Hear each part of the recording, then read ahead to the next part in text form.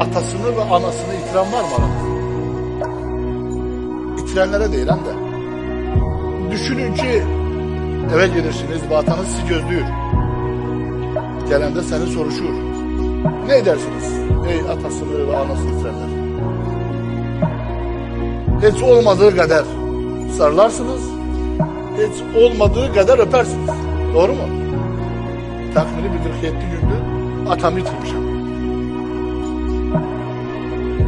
Sizden çok xahiş ederim.